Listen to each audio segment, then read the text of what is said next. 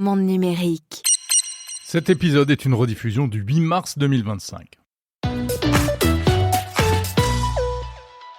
Il est temps de traverser l'Atlantique et de retrouver comme chaque semaine mon camarade Bruno Guglielminetti du podcast Mon Carnet avec lequel on débriefe quelques sujets d'actu. On va parler cette semaine à fond du Mobile World Congress de Barcelone. Je vais tout lui raconter, je vais tout vous raconter. Cette séquence vous est proposée en partenariat avec FreePro, le meilleur de Free pour les entreprises, qui a choisi Monde Numérique pour vous faire vivre le Mobile World Congress de Barcelone. Le débrief transatlantique. Jérôme Colombin à Paris, salut.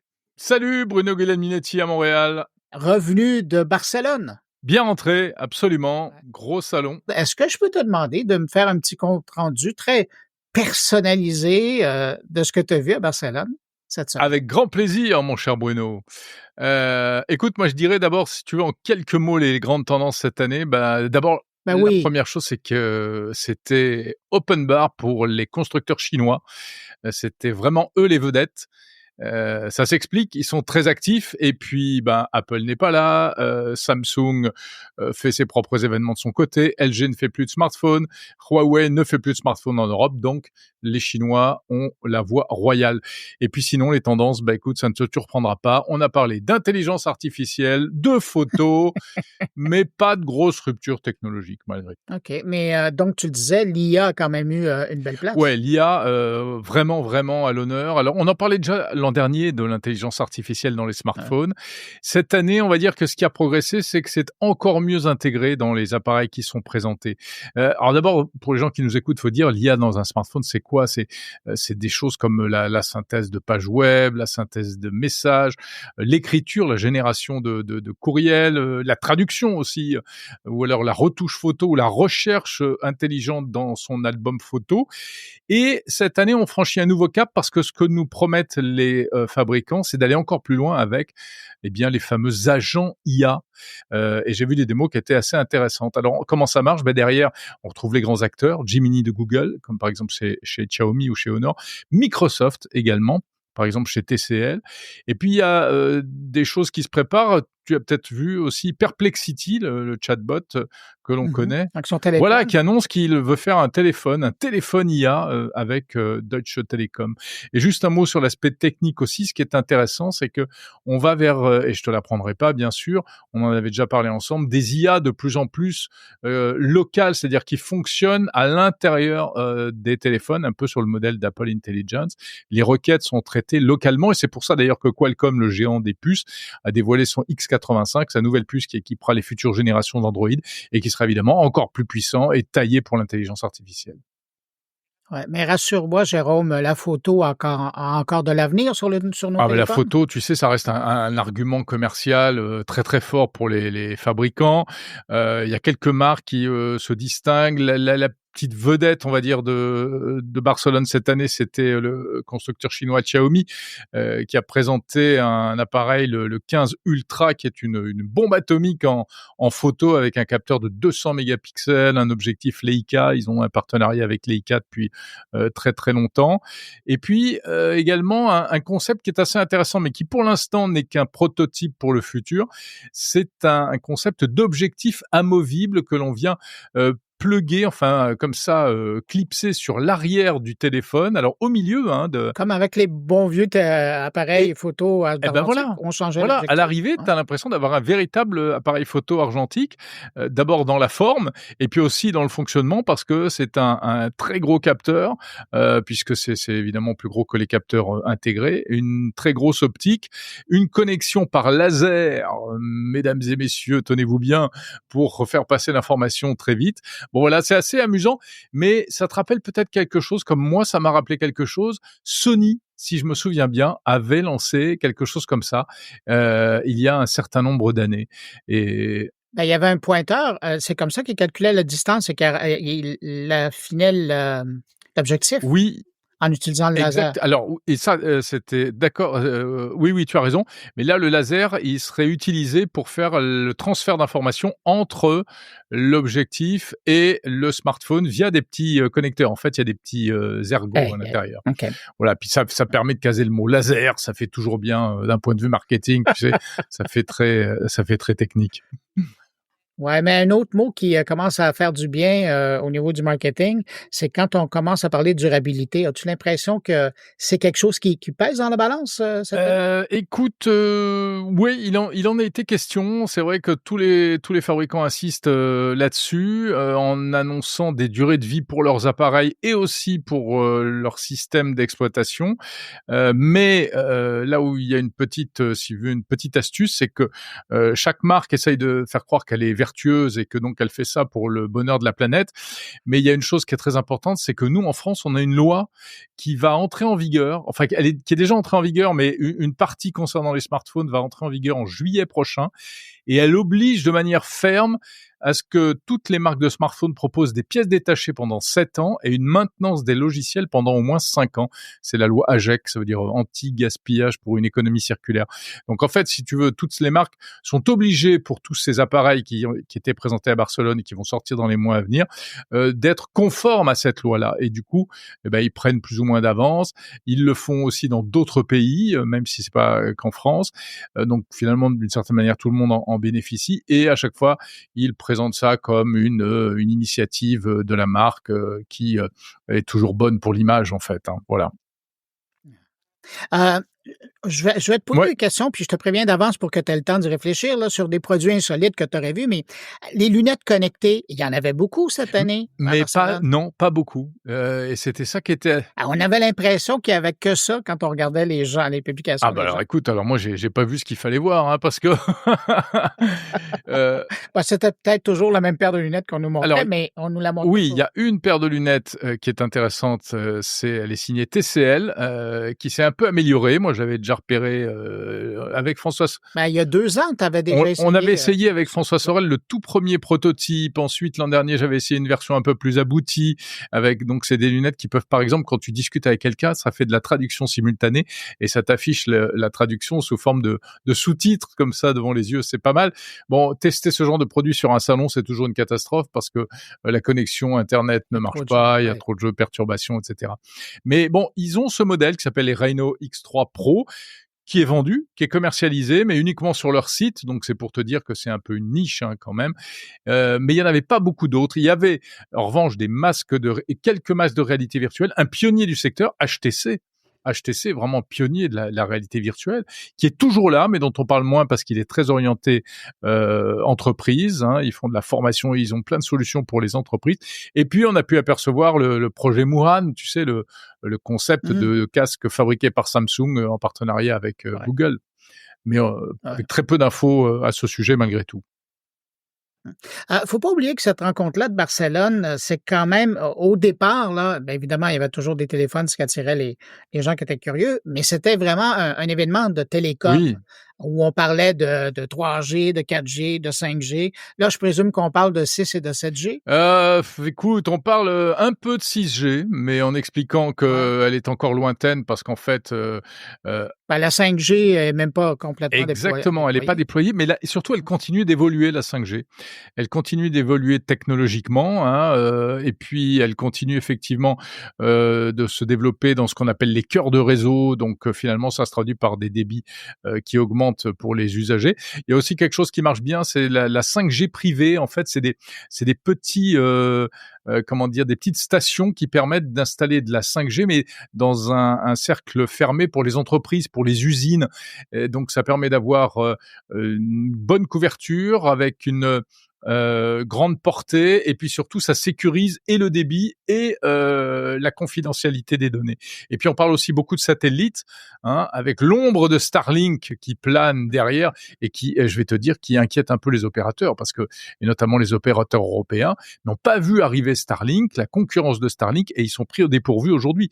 Alors ils annoncent des choses avec des concurrents, Eutelsat, etc. Mais aujourd'hui, Starlink est un concurrent sérieux qui va pas remplacer la connexion mobile dans les villes, mais pour des tas de zones dans des tas de coins du monde, ça devient un concurrent très très sérieux. Ouais. Écoute, je t'avais prévenu, je voulais être bon joueur, mais je te relance Ouais. là-dessus.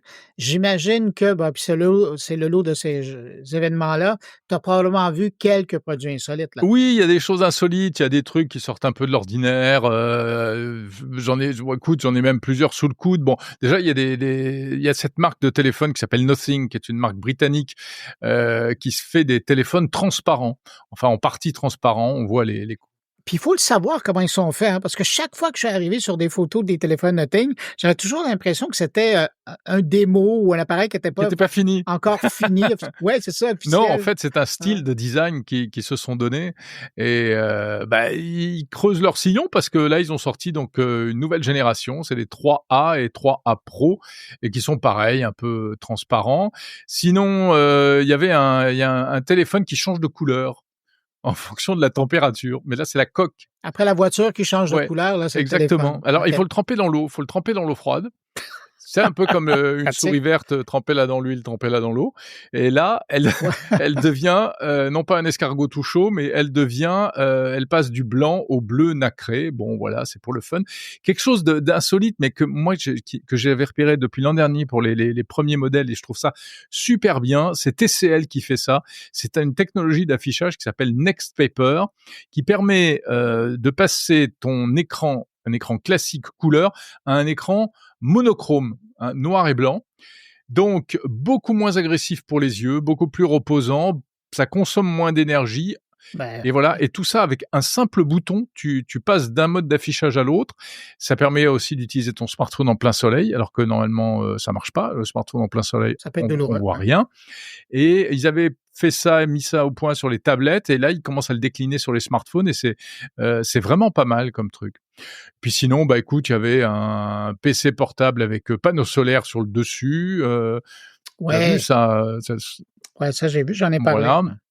Euh, et puis insolite et utile, une montre tensiomètre. C'est un truc qui n'est pas encore vraiment généralisé.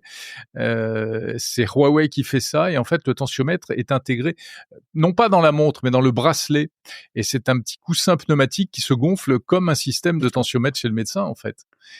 Oh Ouais, wow! c'est pas mal du Ah, tout. il fallait y Ouais, penser, ouais. hein. Alors elle est commercialisée déjà, elle est déjà sortie, elle est sortie en septembre ou octobre dernier, on peut l'acheter. Ils ont pas le droit de vendre des smartphones, mais ils vendent des montres, tensiomètres, en Europe.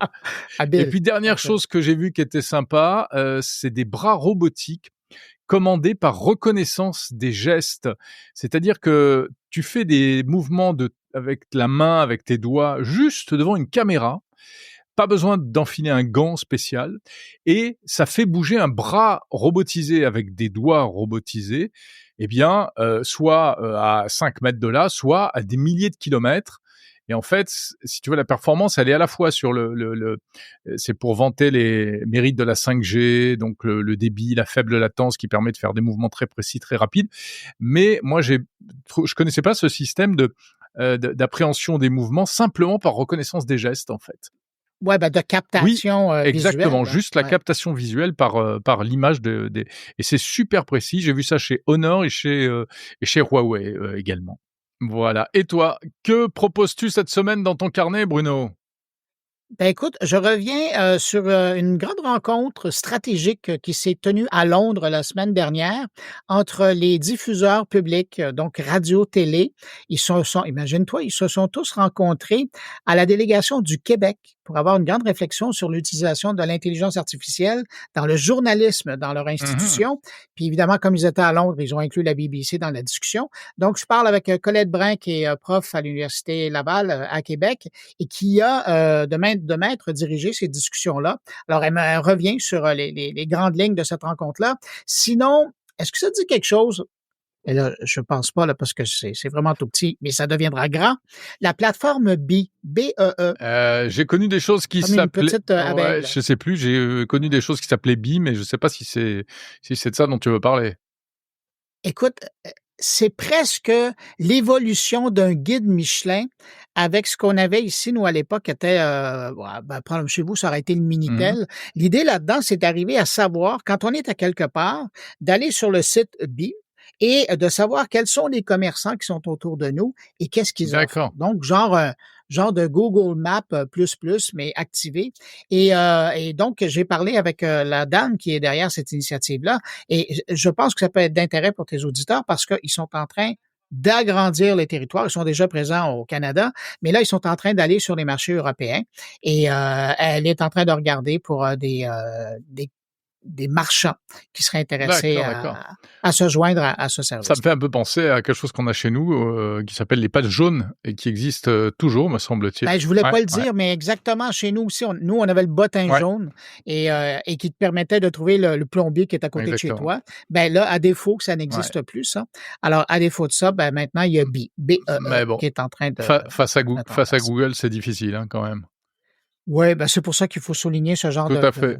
d'initiative, d'autant plus que le Canada se retrouve dans une fâcheuse situation avec nos voisins Non, américains. sans Si on blague. peut pousser des ben oui, Ah. alors si on peut pousser des initiatives, qui sont, tout à fait, canadiennes, Eh bien québécoises, sûr. ben je pense que ça a sa place, sur notamment, mon carnet. Et oui, voilà, tout ça va jouer, Voilà. en faveur des souverainetés, des uns et des autres.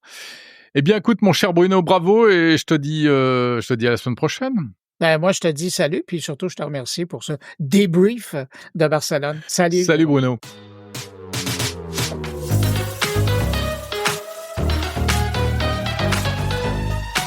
Monde numérique, le meilleur de la tech.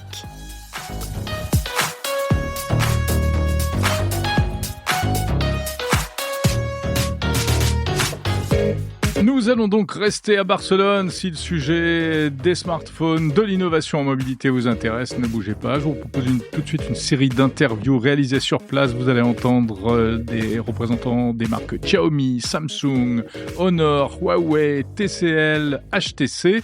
Ces interviews sont proposées en version intégrale si vous écoutez Monde Numérique l'Hebdo Premium sur Apple Podcast. Sinon, retrouvez-les en version complète la semaine prochaine, en épisodes séparés sur le fil du podcast Monde Numérique. Bonjour Guillaume Berlemont. Bonjour Jérôme.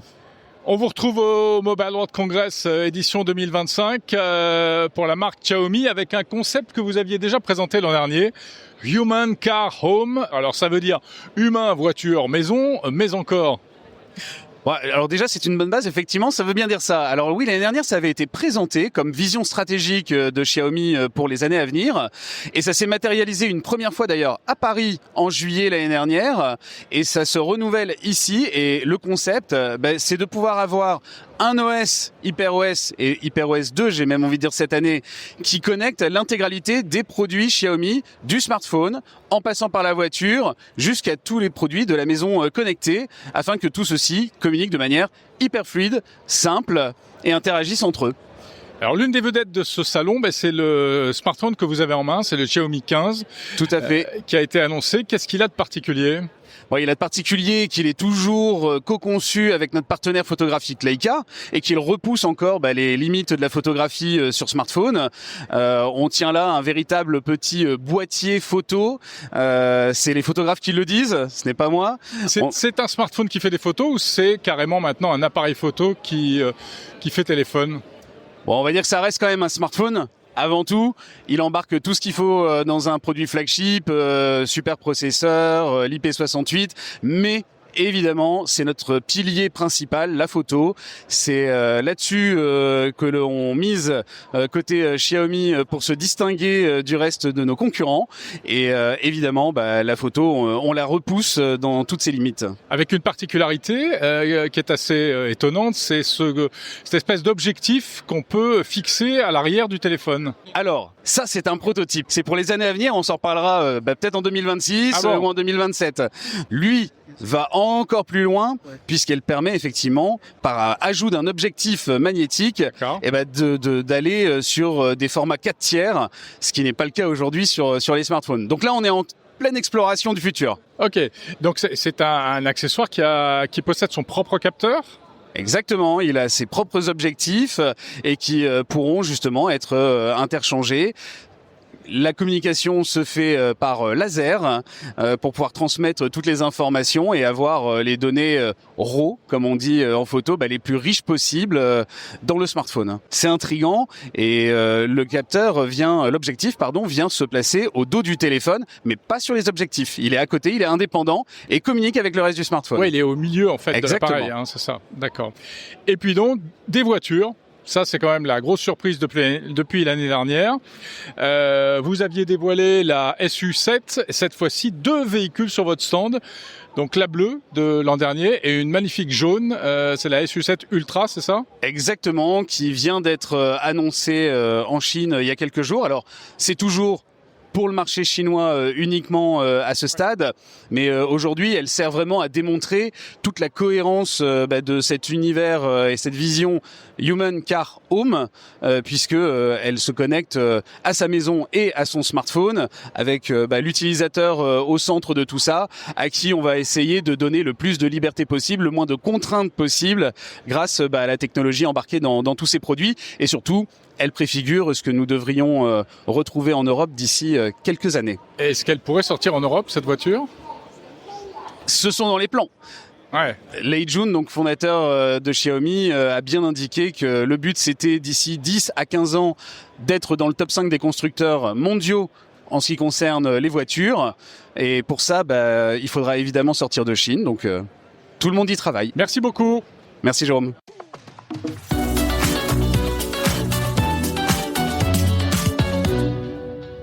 Jérôme Bloch, Samsung, cette année plus que jamais, on a l'impression que, et sur votre stand notamment, la grande vedette, c'est l'intelligence artificielle dans les smartphones. Oui, exactement. Comme vous savez, on a lancé le S25 en janvier.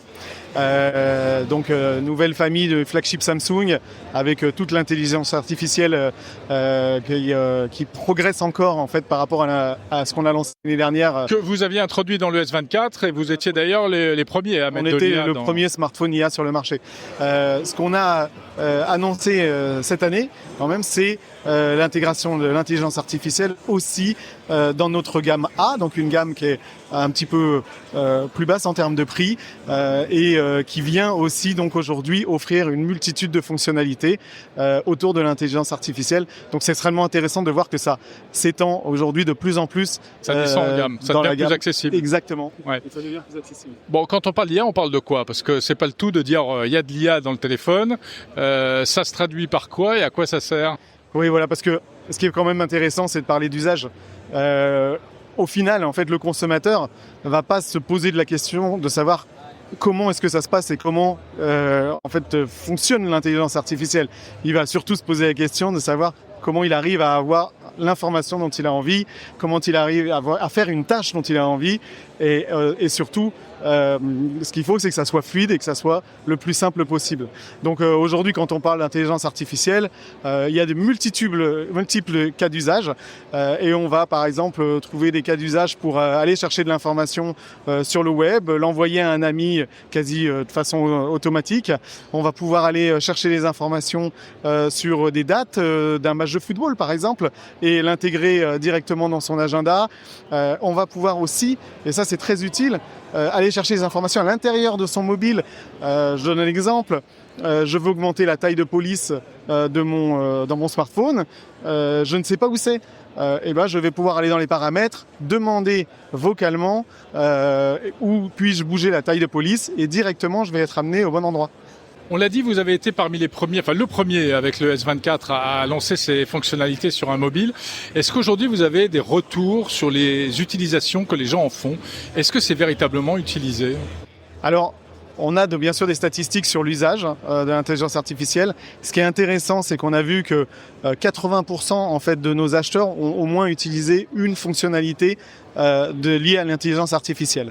Alors, un tout petit peu plus de détails, c'est que bien sûr, les fonctionnalités les plus utilisées sont celles qui sont les plus faciles d'accès ou celles qui sont liées en fait à des usages les plus développés. Par exemple, donc une des fonctionnalités entourées pour chercher, qui est directement accessible sur l'écran d'accueil, qui permet en fait d'ouvrir son appareil photo, de scanner un écran, éventuellement d'enregistrer une musique pour essayer d'avoir exactement le nom de l'album ou de la musique qu'on est en train d'écouter.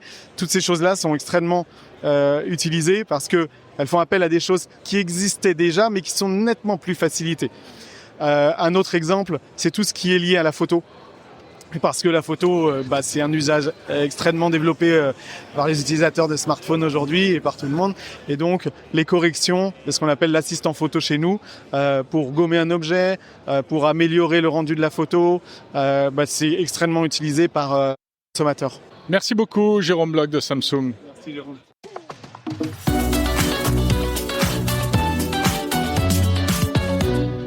Pierre-Alain Houard, bonjour. Bonjour Jérôme. Directeur marketing Honor France.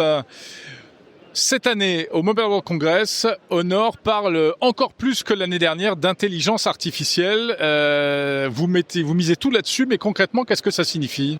Alors, merci pour cette question Jérôme. Ça signifie que hier, notre CEO, James Lee, a présenté sa nouvelle vision, son nouveau plan, le Alpha Plan. Le Alpha Plan, c'est plusieurs choses. Déjà, c'est une promesse d'investissement. 10 milliards de dollars sur une période de 5 ans, donc c'est très court. On va investir massivement pour améliorer et optimiser nos intelligences artificielles. Et c'est aussi une vision de collaboration avec les différents acteurs. Parce qu'il y a des choses où on est bonne et il y a des choses où d'autres acteurs sont encore meilleurs. Comme par exemple Qualcomm, Google, avec qui on travaille très très étroitement. Et d'autres acteurs comme par exemple OpenAI et DeepSeek. Et donc nous, on veut être le lien entre tous ces différents acteurs de l'intelligence artificielle pour pouvoir offrir aux utilisateurs la meilleure expérience possible. Et c'est vrai qu'en 2024, on a beaucoup parlé de LLM, d'intelligence artificielle générative, avec qui on peut discuter, parler. Et on est même sûr qu'en 2025, c'est un nouveau thème qui va arriver, c'est l'intelligence artificielle agentique. Donc en gros, ce sont des agents qui vont nous aider au quotidien, qui vont par exemple nous permettre de réserver un restaurant. Ils vont regarder automatiquement quelles sont nos disponibilités sur notre calendrier. Ils vont trouver en fonction de nos goûts et de nos créneaux horaires le restaurant le plus proche et nous le proposer. Et c'est ça qu'on essaye de faire et qu'on va proposer en 2025. Est-ce qu'il y a déjà des use cases, comme on dit, des cas d'usage qu'on peut imaginer ? On peut en imaginer une infinité.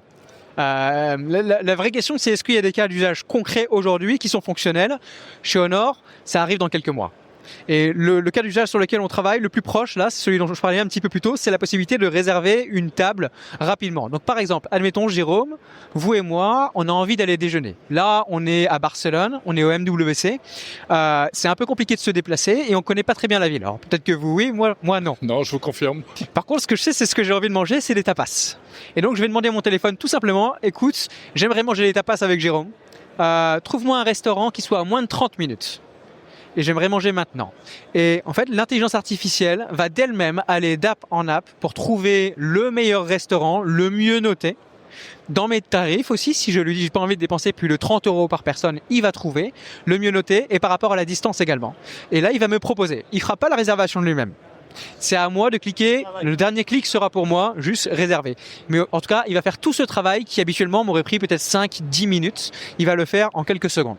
C'est ça le vrai use case qu'on peut imaginer tout de suite. Et à l'avenir, c'est une infinité de possibilités. Par exemple, pour la réservation de table, ce sera OpenTable. On fera appel aussi à Gemini, donc Google, ce partenaire. Nous, on fait le lien entre tout ça. C'est vraiment ça notre cœur de métier, c'est là où on est fort.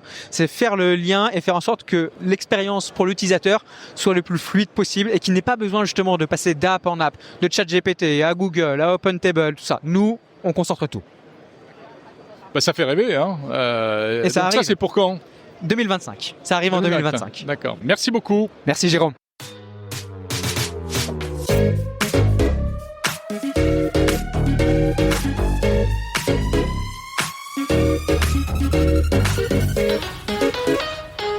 Bonjour Jérôme Danel. Bonjour. De Huawei Technologies. Nous sommes sur le stand de Huawei à Barcelone, qui est un stand absolument gigantesque. Je pense que c'est le plus grand, on peut le dire, parce que c'est vrai que vous êtes présent à tous les étages en matière de télécommunications, du smartphone au réseau, aux antennes, à la fibre, en passant par les montres connectées, le cloud et je ne sais quoi. Alors vous, c'est essentiellement la 5G. La 5G, j'ai l'impression que ça fait malgré tout des années qu'on en parle ici à Barcelone. Est-ce qu'on continue encore à innover en matière de technologie 5G ? Plus que jamais, j'ai envie de dire. Plus que jamais. Alors oui, pourquoi ? Alors déjà, on parle plus seulement de 5G, on parle de 5G Advanced, 5G-A. Ça, c'est l'évolution de la norme 3GPP qui évolue tous les ans pour améliorer les choses. Et en fait, l'arrivée de l'IA, l'intelligence artificielle, va nécessite de transformer les réseaux 5G et de les améliorer, d'aller vers la 5G-A, la 5G Advanced, pour améliorer la capacité, notamment la capacité des réseaux, mais aussi le fonctionnement des réseaux. Donc l'IA va être utilisée dans plusieurs domaines. On a un écran ici qui explique sur la partie des terminaux. Comment les terminaux, aujourd'hui vous avez des interactions avec des gens. On a parlé de l'Internet of Things. C'était un gros sujet il y a 1 an, 2 ans, avec des nouvelles technologies, l'IoT, etc. Maintenant, on parle de l'Internet des agents IA. Les agents IA, en gros, dans quelques années, c'est pour vous qui appuierez sur les applications de votre téléphone. Vous communiquerez à votre agent IA qui, lui, va lancer les applications dont vous avez besoin pour exécuter la tâche que vous lui avez demandé. Tout ça, en fait, ça implique énormément de transformations sur les réseaux 5G. Notamment, ça implique beaucoup plus de données dans le sens descendant, donc du réseau vers vous, mais aussi en sens montant. Donc il faut plus de débit. Il faut plus de débit et aussi plus de débit en uplink, ce qu'on appelle l'uplink, le lien montant. C'est un peu toujours la même chanson. C'est un peu toujours votre défi depuis toujours. Exactement. Alors le lien montant dans les réseaux mobiles, c'est toujours compliqué parce que votre téléphone a une puissance limitée, il y a une batterie limitée, il y a une puissance limitée. Donc forcément, c'est toujours un plus gros challenge de remonter une grande quantité de données que de la faire descendre. Mais l'IA change un peu ce paradigme. L'IA demande aussi un temps de réponse plus rapide. Vous n'avez pas un data center dans votre téléphone qui permet de tout faire. Donc il y a besoin de s'appuyer sur l'IA dans le cloud. Et donc ça nécessite une latence faible, mais surtout garantie. Et la 6G, vous y travaillez ? Alors évidemment qu'on y travaille. La 6G, c'est encore assez loin. Les discussions sont au niveau, je dirais, normalisation. Oui, on ne sait pas encore ce que c'est, en fait, la 6G. Voilà. Alors, je pense qu'il y a des gros débats. Alors, moi, je suis pas le spécialiste, mais il y a des gros débats sur qu'est-ce que ça doit être, pourquoi on va faire la 6G, comment on va la faire. Donc, tout ça, c'est en train d'être discuté dans l'industrie. Je pense que c'est pas le sujet encore pour quelques années. C'est encore trop. Merci, Jérôme Danel de Huawei Technologies.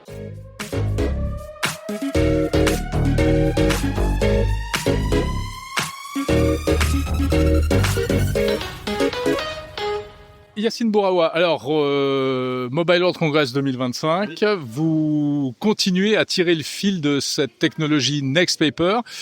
Présentez-moi un petit peu les produits qui vont sortir cette année, là, ces nouveautés. Tout à fait, donc Next Paper, c'est vraiment la différenciation qu'on a chez TCL. C'est une technologie qui est unique et qui permet d'offrir un confort visuel qui est inégalé aujourd'hui sur smartphone et sur tablette, en réduisant la lumière bleue et en ayant aussi un aspect mat qui permet d'éviter les réflexions.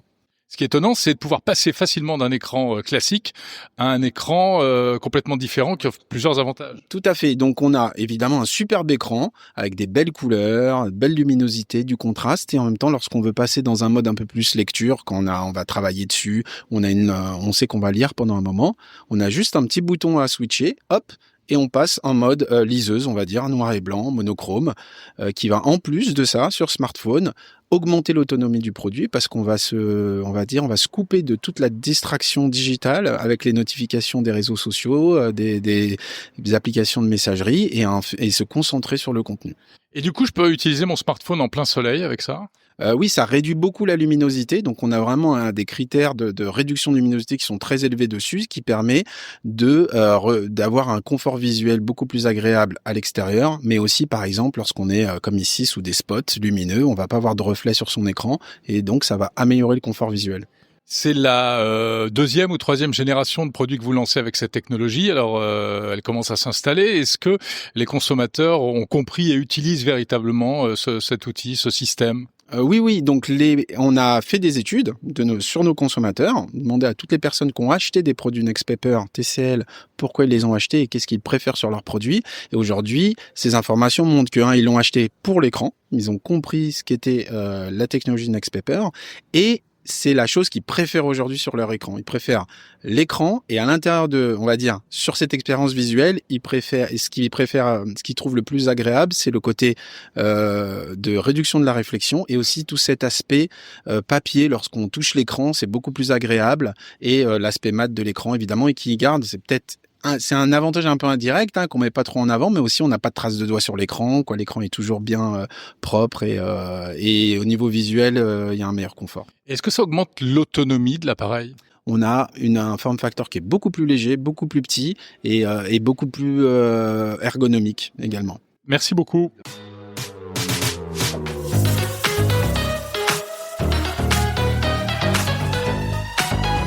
Bonjour Thomas Dexmier. Bonjour Jérôme. Vice-président de HTC. Je dois dire que je suis un peu ému de vous retrouver ici au Mobile World Congress. Je suis ému de vous retrouver, bien sûr. Ouais. Parce que c'est ici, à Barcelone, que j'avais eu la chance, je me souviens, d'être l'un des premiers à tester je pense que c'était le premier casque de réalité virtuelle de HTC.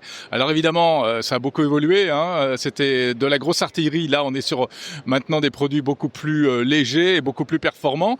Malgré tout, HTC n'est plus aussi connu du grand public qu'il a pu l'être à une époque. En gros, que devient HTC aujourd'hui ? En tout cas, aujourd'hui, on est sur Mobile World Congress 2025. HTC, c'est une série de business units. Surtout, le cœur de métier, c'est la réalité virtuelle, avec un gros focus sur les usages entreprises. Et c'est peut-être pour ça que vous avez l'impression de moins nous voir. D'un côté, grand public, on est toujours là, avec des casques historiques tels que celui que vous avez pu utiliser pour la première fois il y a 6, 7, 8 ans. Le fameux Vive. Le Vive original, voilà, qui fait toujours, qui rappelle toujours d'excellents souvenirs. Aujourd'hui, comme vous pouvez le voir derrière moi, c'est beaucoup plus léger, beaucoup plus compact, et ça permet de faire des utilisations à plus grande échelle sur des zones de tracking qui peuvent aller jusqu'à 1000 mètres carrés, qui sont énormes, sur laquelle on peut avoir, alors par expérience, jusqu'à 120 utilisateurs en parallèle dans un environnement immersif pour aller se replonger quelques millénaires en arrière et aller visiter l'Égypte ancienne, par exemple. Alors, malgré tout, aujourd'hui, vous êtes donc en concurrence avec des poids lourds. On pense surtout à Meta, avec son casque qui n'est pas du tout sur le même positionnement prix, puisque votre dernier casque de réalité virtuelle, lui, est très cher. Il coûte 1 200 €. Pourquoi ce positionnement et à qui ça s'adresse ? Alors la stratégie et le business model entre les différents acteurs aujourd'hui de la réalité virtuelle est fondamentalement différent. Nous, ce qu'il faut savoir, c'est qu'on n'a aucune affiliation à un réseau social quel qu'il soit, donc on ne subventionne pas nos casques, ce qui veut dire qu'aujourd'hui le prix d'un casque est essentiellement lié autour des composants donc qui sont dedans. Vous voulez dire que c'est son prix réel ? C'est le prix réel, voilà. On peut le dire comme ça. Mais en tout cas, ce qu'il faut voir, c'est que par rapport au casque de PC VR que vous avez pu utiliser il y a quelques années, aujourd'hui tout est condensé dans cette petite boîte que vous avez devant les yeux. Et donc dedans, il y a il y a du graphisme, il y a du processeur, il y a de la batterie, il y a de la technologie qui est absolument fascinante. Et aujourd'hui, la subvention des casques, c'est pas quelque chose que nous on souhaite faire. Ça correspond pas à notre business model. Notre business model, c'est plus d'aller ajouter des services qui vont permettre aux entreprises d'avoir un usage commercial. Pour en revenir à ce qu'on disait tout à l'heure, que ce soit de la formation à grande échelle, tout en restant assez ouvert au niveau de l'écosystème pour permettre de faire des choses telles que de la simulation, par exemple, d'entraînement de pompiers, en intégrant des vrais extincteurs, des vrais masques à oxygène, et justement en ayant ce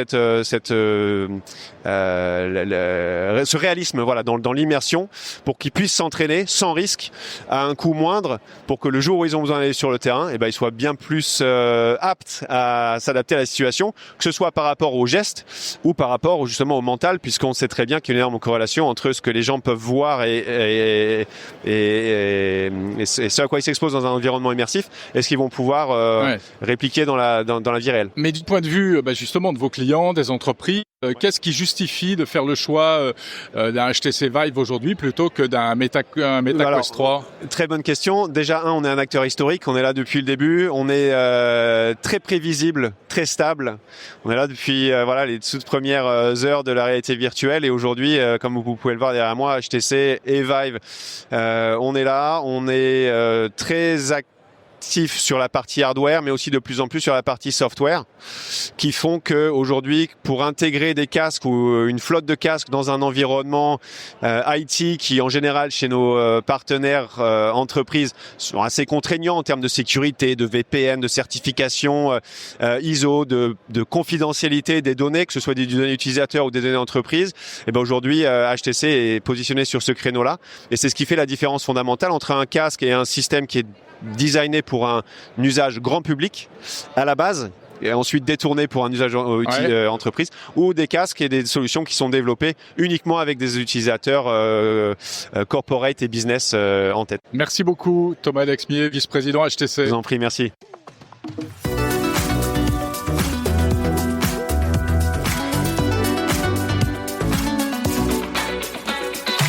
Voilà, c'est fini pour cette plongée au cœur du grand salon de Barcelone consacré à toutes les technologies mobiles.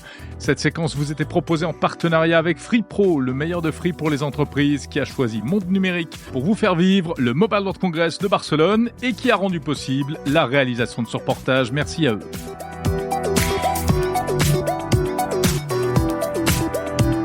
Merci à vous d'avoir suivi cet épisode de Monde Numérique jusqu'à la fin. Si cet épisode vous a plu, n'hésitez pas à laisser un avis et surtout 5 petites étoiles sur Apple Podcast ou éventuellement sur votre plateforme d'écoute habituelle si c'est possible. C'est important pour le référencement, la visibilité de cette émission et de ce podcast. Et puis envoyez-moi des messages, réagissez sur les réseaux sociaux, sur le site mondenumérique.info. Également, vous pouvez m'adresser des commentaires si vous le souhaitez. Vous pouvez soutenir Monde Numérique financièrement en cliquant sur le lien dans la description de cet épisode. On se retrouve samedi prochain. D'ici là, ne ratez pas la version vidéo de mon reportage au Mobile World Congress de Barcelone. Vous avez eu le son, vous aurez l'image ce week-end sur la chaîne YouTube de Monde Numérique.